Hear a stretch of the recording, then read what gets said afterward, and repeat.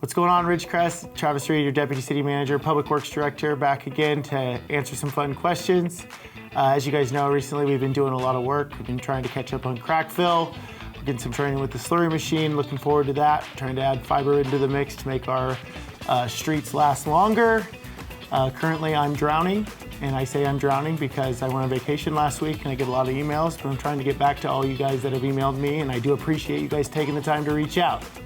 So anyways, with that, first victim. All right, Deborah Hartley.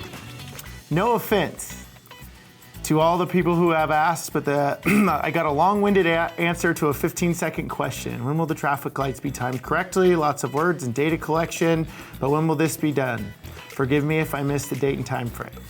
So I don't believe I gave a date and time frame. So all the data has been collected. We're processing it right now, and it's going to somebody that is smarter than me, that understands signal timing a little bit better than me, to be set up in a way that we feel they will function correctly.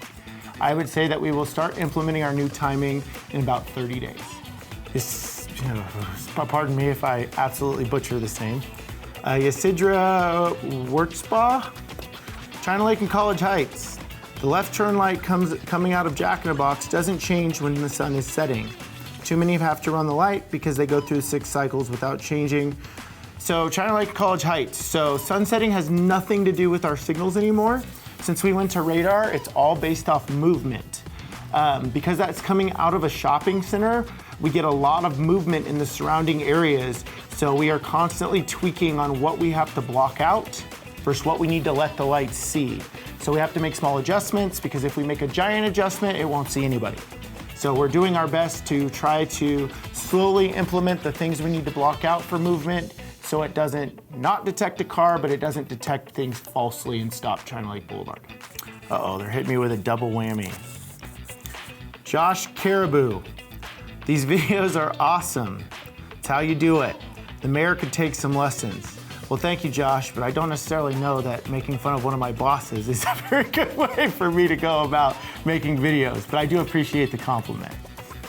All right, on to his real question. I was told by City Council that the alleys, specifically between Ridgecrest Boulevard and Commercial, a couple years ago, are city's responsibility. At the same time, there are still some mattresses there from years ago, the 500 block or so, and the potholes are kicking up blacktop and doing damage to vehicles for years. Has this made it to any list? Thank you. So you are correct. Alleyways, majority of the time, are maintained by the city. The ones behind Commercial are city maintained. I did not know that there are mattresses still there, but I will forward that along to code or get it to our streets department so we can get those cleaned up. As far as potholes, I don't typically put alleys on the list just because they're not as frequently traveled as roads, and we have a lot of roads that have a higher volume of traffic on them daily, but we can go out there and take a look and see if there's any major potholes that we need to get fixed here in the interim. Next one, Aaron Padell. Great info. Thank you for your hard work. Appreciate that, Aaron. Thank you for being a great business here in our community as well. Eva Marie. With the new traffic lights, we now have to stop and wait at pretty much every traffic light. I went down China Lake Boulevard yesterday and had to stop at every light. What was the end goal of this project? If it was to stop everybody, wouldn't it have just been cheaper to put up stop signs? You're correct. If my goal was to stop everybody, I 100% would put up stop signs. Stop signs, unfortunately, are to take an act of Congress. It's cheaper and not cheaper, but it's easier for us to get warrant studies and be able to put signals in than it is for us to put in stop signs. But with that, that is not our end goal. Our end goal is to make China Lake Boulevard and make all of our signals function better than they ever have. And in time, they will get there. We are doing our best. Right now, we're short-staffed. I literally had 2 people in our department for a while. Full staff for us is around 4 to 5. We just went out for interviews. I'm hoping to get some more hands on deck so I can get more of this stuff done for you guys in a timely manner. Tay Smith. We need more streetlights down Ridgecrest Boulevard where a young lady was hit by a car. The speed limit is 55 and there are no lights on that street. It's dark, your headlights barely work. And then Jasmine Daniels. We need streetlights on Ridgecrest Boulevard between Jack's Ranch and Downs. So currently we're actually working on getting, we got a warrant study for the intersection of Mahan and Ridgecrest Boulevard. It warranted a 4-way stop. So we are currently working on developing plans so we can make that a four-way stop intersection. That should help slow some of the outbound and inbound traffic down.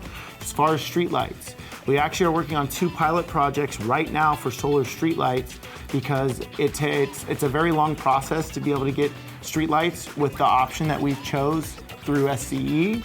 And SCE is short-staffed like just about every other governmental or city agency. So we are doing pilots right now on solar lights. Within the next couple of years, we should be able to come up with a solution to be able to get some streetlights in some of our more traveled areas, as well as hopefully Ridgecrest Heights and things of that nature. Corey Pryor, this is all fine and well, but what about the pool? Corey, thank you for asking. So the pool is coming along nicely. We awarded the demo contract 2 or 3 weeks ago. We expect that to start here shortly. We're about 95% designed through all the pool plans. We're doing a comprehensive review to make sure all 160 some odd pages of plans are up to snuff so we can get that going as well. We're hoping to start construction on this project late summer, early fall. Deborah Lindahl, thank you for explaining this. Keep up the good work. Deborah, thank you very much. We do our very best to try to keep up with some of the comments on Facebook, and we also do our very best to try to make Ridgecrest a better place. Again, guys, thank you for taking the time, and have a great day.